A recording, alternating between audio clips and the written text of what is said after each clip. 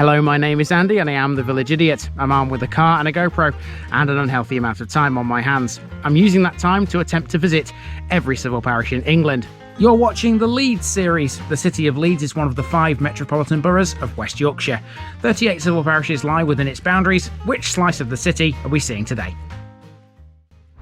Welcome back to Leeds once again, everybody. Now, this is the one that I've been dreading doing. A lot of this is off limits to the public. There's a massive house which I can't get access to. There's also the set of a TV soap. Again, I can't get access to it. And there's even a motorsport track which I can partially get access to, but not fully. It's a good job this place is a nice little village, because it makes up for the fact that some of this I won't be able to show you. It's also, believe it or not, got a castle. Now, I can get to said castle, and it involves walking in this kind of direction through a wood. Welcome, everybody, to Harewood.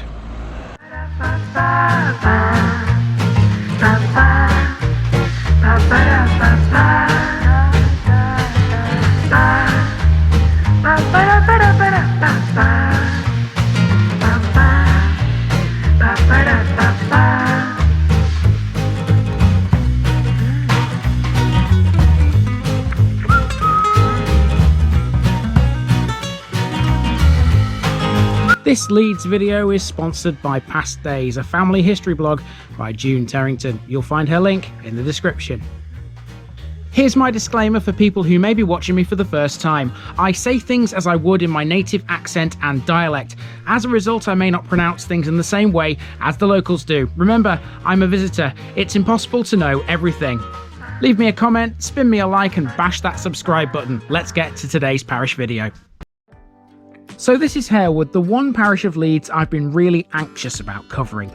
There's a whole heap of interesting things about this place, but a lot of them we can't see. That's because the vast Harewood estate is off limits mostly to the public, and even though there are footpaths here, including the White Rose Way and Leeds Country Way, they're not helpful. Let's set the scene. Harewood itself is a relatively small village located on the A61 between Leeds and Harrogate. Harewood House, a massive mansion, lies to the west of it. Harewood is first mentioned in the 10th century Rushworth Gospels manuscript, predating the Domesday Book. It was recorded in the form 8 Harawuda, literally meaning at Harewood. Its meaning is simple. Harewood literally means wood characterised by hares, deriving from the Old English word hara, which means hare. And yes, by hare, I'm meaning the fluffy bunny sort. As well as Harewood House, this is the location of a motorsport hill climb. There's a ruined castle and the exterior set for a major TV soap, which is also located within the Harewood estate. Harewood Parish also covers both the village of Wyke and a suburb of Leeds called Wigton Moor, which in itself could make an interesting video. Let's see what it's all about. I truly believe this is the best I could have done with the places I was allowed to go.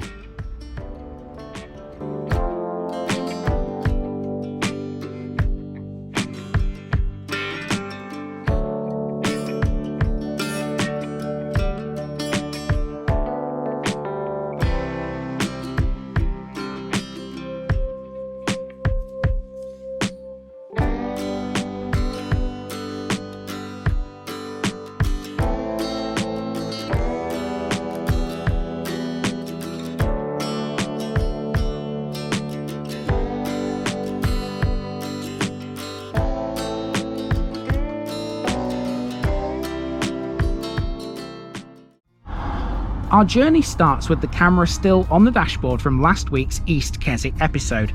This road is off the A659 and it leads to the Harewood Speed Hill Climb. Hill climbing is a branch of motorsport in which drivers compete against the clock to complete an uphill course. It's one of the oldest forms of motorsport. The first known hill climb was at La Turbie near Nice in France in 1897. In addition to national events, Harewood hosts rounds of the British Hill Climb Championship, a classic and historic hill climb and an event that includes bikes. Around 11 meetings are organised between April and September each year by the British Automobile Racing Club. The first event on the track took place on the 16th of September 1962 on the original short course. In the mid-1990s, the track was extended to a length of 1,584 yards. That made it the longest of all the British hill climb tracks. The record holder with a time of 49.13 seconds, set in 2010, is Martin Groves. I didn't go any further than here into the track itself.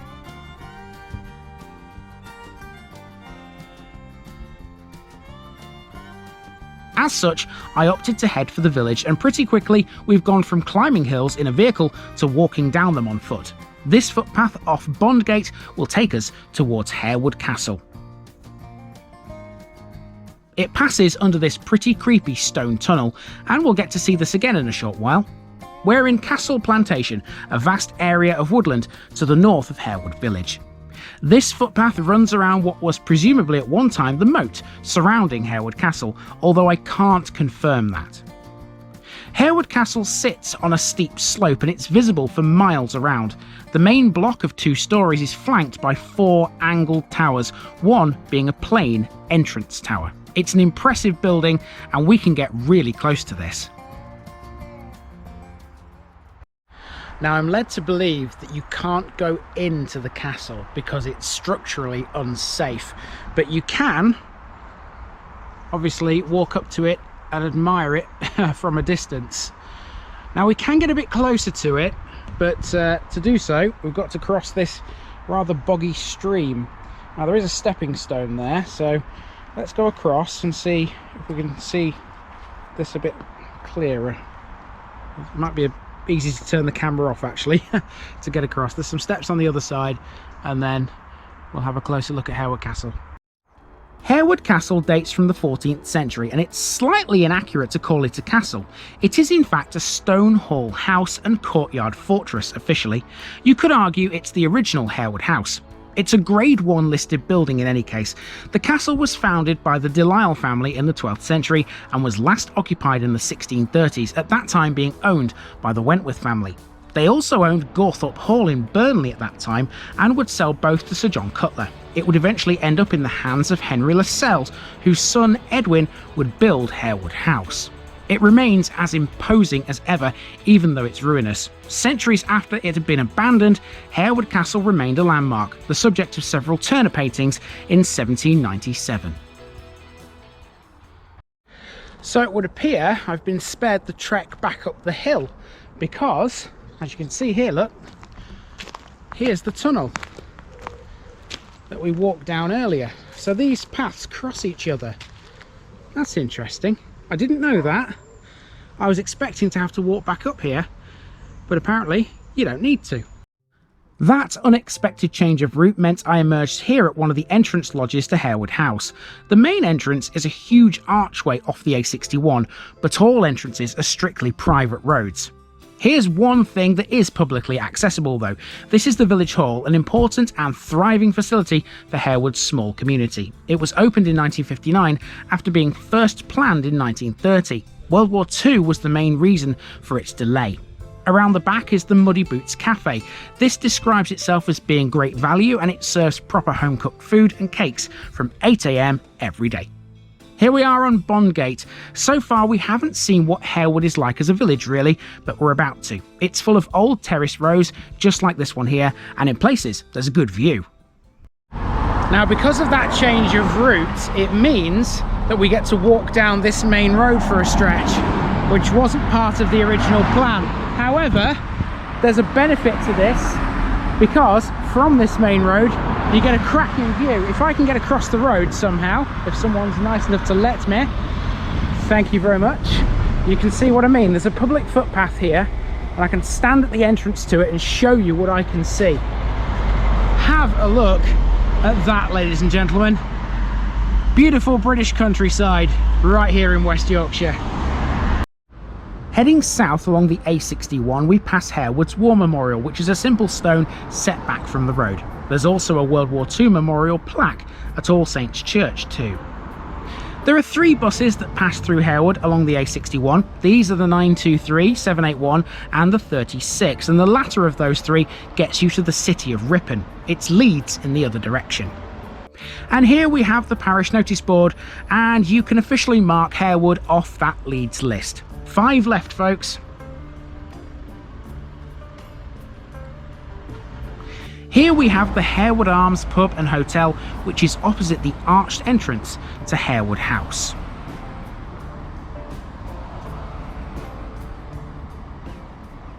We're going to hop across the road here towards the Harewood Arms because we've got the old red phone box and this one's got a defib machine in it. Next is Harewood C of E Primary School, built by the estate in 1864 for estate workers' children. The school maintains its historic links with the estate, and children regularly use its grounds and educational facilities. That brings us to the middle of the village, which is a very busy traffic lighted junction where the A61 meets the A659.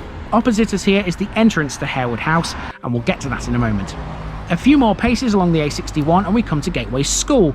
This is an independent private school with a sixth form, catering for all ages from 2 through to 18.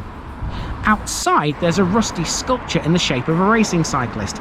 This was erected to celebrate the Tour de France, but that's all the information I could find about it. Okay, we can't avoid it any longer. Here's the real meat of this episode, Harewood House. Here's the entrance. Stunning entrance gate, and there's a church I believe just inside that entrance gate, but we can't get to it obviously because beyond that gate is private property, so that means a special section's coming your way. Harewood House is a country house designed by the architects John Carr and Robert Adam. It was built between 1759 and 1771 for Edwin Lascelles, the first Baron Harewood. He was a wealthy West Indian plantation and slave owner. The Lascelles family still live here. Harewood House's landscape was designed by Lancelot Capability Brown and spans 1,000 acres. Harewood has more than 100 acres of gardens, including a Himalayan garden and an educational bird garden. Harewood's All Saints Church is also within the grounds. In 1922, Henry Lascelles married Prince Mary, the only daughter of George V, and the couple moved permanently into Harewood House on the death of Henry's father in 1929. Since 1996, part of the estate has been developed into a fictional village which is used as a film set for the ITV soap Emmerdale. It's based on Esholt, the real village where it was previously filmed. All Saints Church is just beyond the entrance arch on the right. It's in a strange location, but there is a reason why. You see, originally Harewood Village was located further west. When it was relocated in the late 18th century, it left the church isolated from the village population. It's no longer used regularly for worship and is in the care of the church's Conservation Trust. Harewood House is open to the public if you're prepared to pay. Tickets can be booked online and include entry to the house and the 120-acre grounds. I believe the church is also open for visitors too. I may get criticism for not going in. It's not that I'm too tight to pay, it's knowing where I'm allowed to go and what I can do with the camera that was the problem. Here's the square, by the way, which is where Harewood Surgery is. Now, with regards to the set of Emmerdale, it is within the grounds of Harewood House. It's a long way away though, it's a long way from the house itself. It's almost over a parish boundary, and that parish boundary is between Harewood and Alwoodley. And in the Alwoodley episode, which I still haven't made yet, I will be able to show you where you go to access the set of Emmerdale. Now, if I do it on the right day, which doesn't seem very likely at this point, then I could actually get access to the set, because during the week it's occupied by the filming crew and all the celebrities, you know, the people that are actually in the soap itself. But at weekends it opens up to the public. It costs £35 to have a wander around the Emmerdale set. It's actually an actual village, believe it or not. It's the houses are as real as these here. They are as real as these. They're not fake houses or anything like that. They are actual houses, real cottages, real buildings, there's no facade at all. And so for that reason I would like to walk around the village and actually see what it looks like. Might not be possible, but yeah, it would be cool if I managed to do it. But at least I can show you where to go in the Alwoodley episode.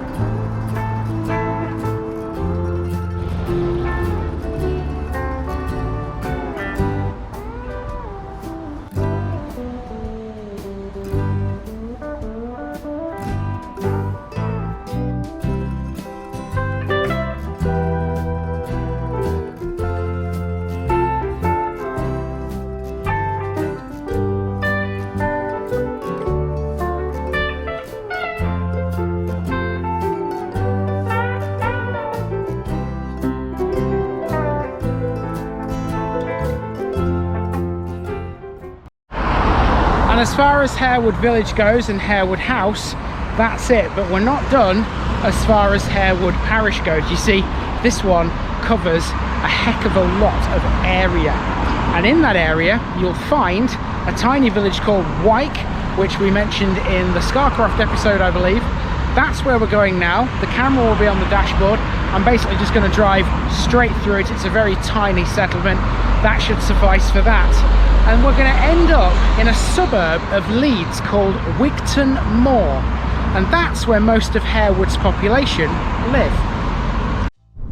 Wyke sits to the southeast of Harewood, and between 1866 and 1937, this was a civil parish in its own right. In 1931, it had a population of 88. It's not much bigger than that now, to be honest. It's one of the few villages in Leeds not to be served by a public bus service, as the 923 was rerouted in early 2003.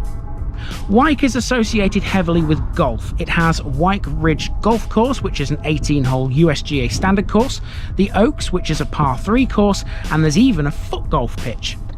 A notable building here, which dates from 1726, is the old schoolhouse on School Lane. It was funded by Leeds series favourite Lady Elizabeth Hastings. It was primarily a school, but on Fridays the children would rearrange their desks to make pews because on Sundays it transformed into a church. So here we are in Wigton Moor. It's a very big area. Basically, the parish boundary runs behind these streets here. Long straight line, just like this road here. This is a long straight road from one end to the other, and it's all Wigton Moor. And most of this is going to be driven around as well, although I have just got out of the car to start this bit off because there's a pub here which I want to talk a bit about. There it is. So we'll talk a bit about that. There's a few shops around the corner as well. Then we'll hop back in the car, drive down here, and that'll be that.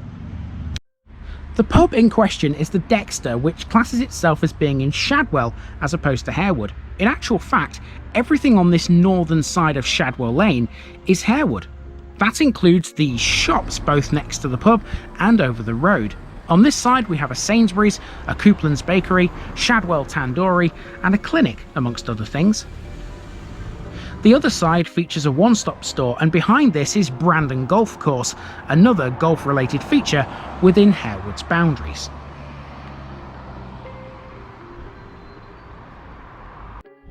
Wigton Moor itself is a very residential area. This is the reason why Harewood's population is so large, numbering well over 3,500. It's also a very diverse area ethnically. That's backed up by the demographics you saw earlier. Only 79.4% of Harewood's population is white British. That's one of the lowest figures for that stat on the channel so far. Most of this is overwhelmingly housing, so for this section I'll cut in when there's something to talk about.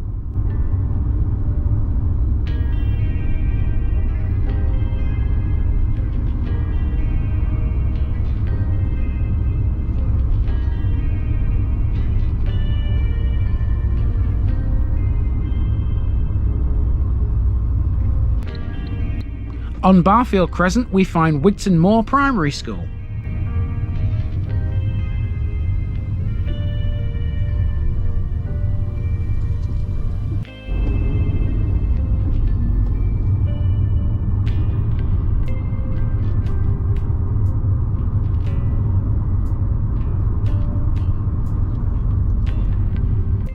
High Ash Drive has another small row of shops where there's a post office, and just up from that we find a church.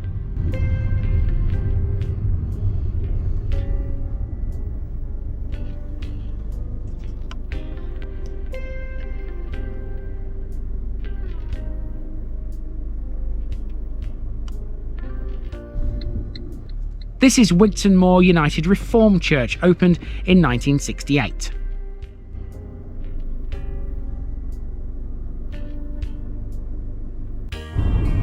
Wigton Moor does have a playing field, but the entrance to this is on the A61 and it was gated off. That was supposed to be my finishing point. There's one more thing to cover first though. Our last stop is to have a look at the Grammar School at Leeds, an independent fee-charging school created in 2005 by the merger of Leeds Grammar School and Leeds Girls High School. The schools merged in September 2008, at which point the school was open to both sexes. In 2020, the Grammar School at Leeds was named the Independent School of the Decade for the North by the Times. A key element of the school is the 8 school houses. These are Edison, Ermisted, Ford, Harrison, Lawson, Lupton, Powell and Sheffield, all named after key figures in the school's history. The most interesting of these is Sheffield, named for William Sheffield, who is traditionally thought of as the founder of the original Leeds Grammar School in 1552. Okay, after all that lot, do you really need a picture bit? You're gonna get one anyway. Here that comes right now.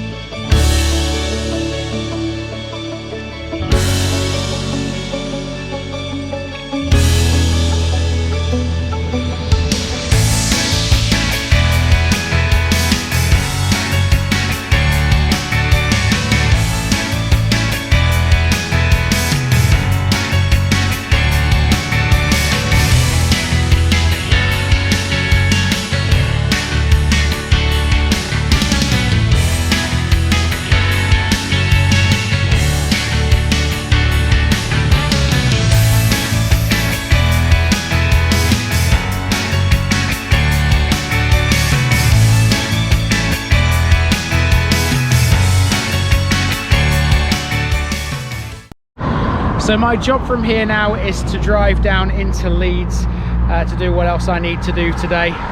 It's still a nice day. I think I've put Harewood on the map on probably one of the best days of the year actually so far. It's not been too warm, which is a good thing, which means I haven't sweated my absolute nuts off for a change.